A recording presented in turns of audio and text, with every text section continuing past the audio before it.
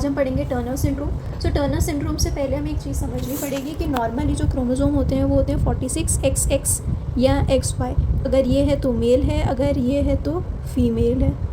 अब अगर इसमें से हमने 45 मतलब एक X जो है वो नहीं है तो क्या होगा, ये टर्नर सिंड्रोम है। और अगर XXY है तो ये आ जाएगा क्लेनफेल्टर सिंड्रोम, क्लेनफेल्टर सिंड्रोम आ जाएगा। अब जब एक जो है 45X0 है तो हमें देखना पड़ेगा कि क्या क्या ऐसे चेंजेस आएंगे। तो यूट्रस, फेलोपियन ट्यूब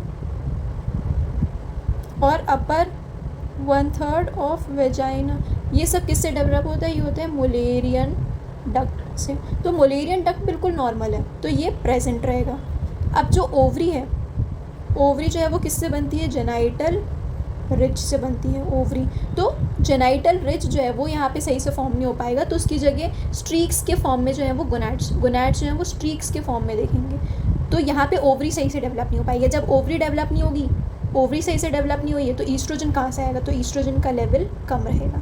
जब ईस्ट्रोजन का लेवल कम है तो जब भी ईस्ट्रोजन का लेवल कम होता है, नॉर्मल गोनेडो हाइपोपिट्यूटरी ओवेरियन एक्सिस क्या होती है कि GnRH जो है वो कहाँ से निकला, हाइपोथैलेमस से ये निकालता है FSH and LH जो है वो जाके ईस्ट्रोजन निकलवाएगा, ओवरीज पे एक्ट करेगा और ईस्ट्रोजन निकलेगा। तो जब ईस्ट्रोजन जो है वो कम है तो FSH और LH जो है उसका अमाउंट बढ़ जाएगा जब ईस्ट्रोजन कम है।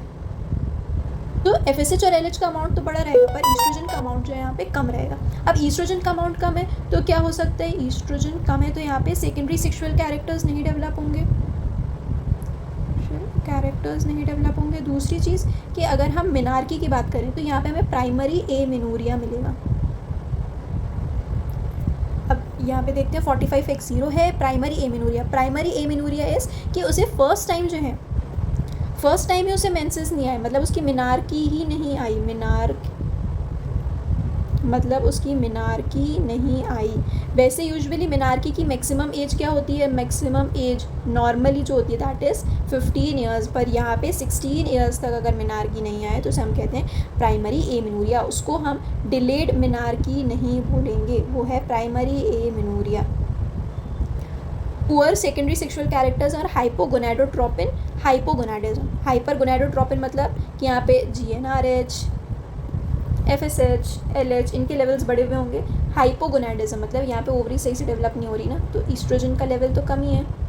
इसलिए सिंड्रोम यहाँ पे इसमें क्या होगा, शॉर्ट स्टैचर होगा, जो फीमेल है उसकी हाइट जो है वो छोटी होगी और वेबिंग ऑफ नेक मिलेगा। और यहाँ पे जो फीमेल है, क्योंकि secondary sexual characters poorly develop हैं इसलिए ब्रॉड शील्ड चेस्ट मिलेगा, मतलब चेस्ट जो है वो नैरो और ब्रॉड मिलेगा। शॉर्ट फोर्थ मेटाटार्सल मिलेगी और मेंटली जो है वो रिटार्डेड रहेगी। अब हमें सिस्टम में देखना पड़ेगा कि सिस्टम में क्या क्या चेंजेस आ रहे हैं। तो कार्डियक में कोआर्टिकेशन आएगा एओर्टा का, तो कोआर्टिकेशन का मतलब होता है नैरोइंग।